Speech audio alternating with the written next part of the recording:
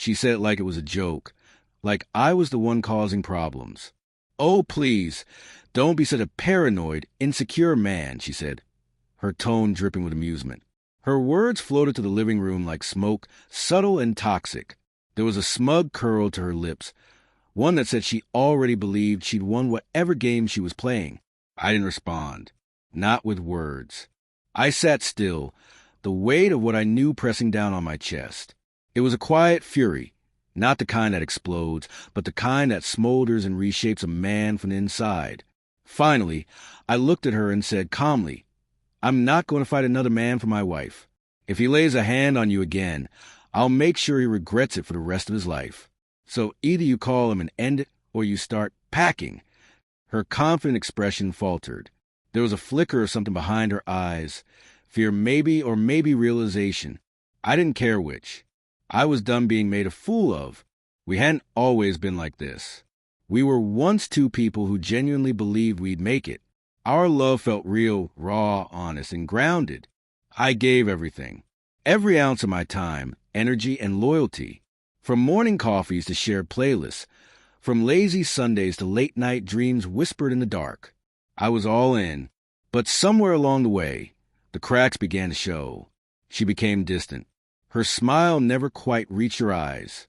Her phone started living in her pocket, always on silent. I noticed. Of course I noticed. But I lied to myself. I made excuses for her, because that's what love does. It tries. Until the night I found the messages. His name was Ken. I'd seen it before, her co-worker, the harmless friend.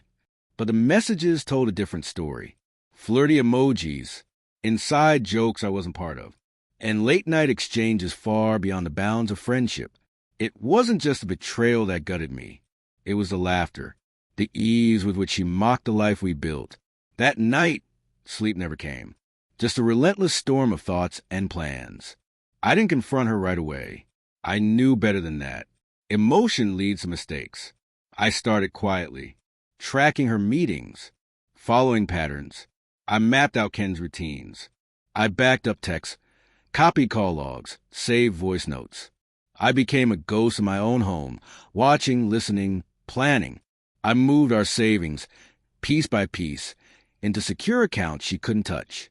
I hired a lawyer on retainer, not for divorce, yet, but for protection, for leverage. I wanted to be ready. Then came the night I acted. She came home late again, wearing a scent that wasn't hers, his cologne. "We need to talk," I said evenly. She knew. Her face said it all. The panic, the dread, the scrambling to lie. But I didn't let her. I laid everything out. The screenshots, the call logs, the voice messages. She tried to speak, tried to play the victim. But I didn't let her shape the story. "This is how it ends," I said. "You call him and shut this down, or you leave. Tonight." She stood there, stunned, scrambling for some way to reverse what I'd already decided. And then, as if on cue, Ken showed up at the door, confident, smirking, like he had any right to be there. I opened the door, stepped aside, and walked to the table where I'd already placed a pistol, not pointing it, just resting it there, quiet and heavy. "I'll say this once," I said, looking him in the eyes. "Touch her again, and you won't ever touch anyone else."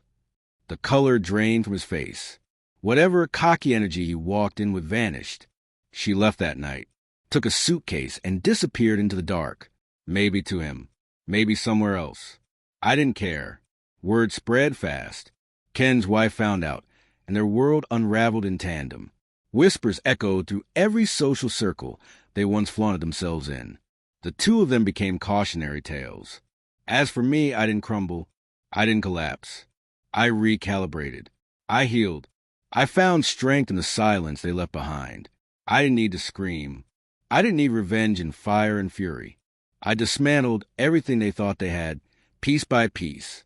And now, when I remember that smirk she wore as she tried to dismiss me as weak, I smile, not with bitterness, but with clarity.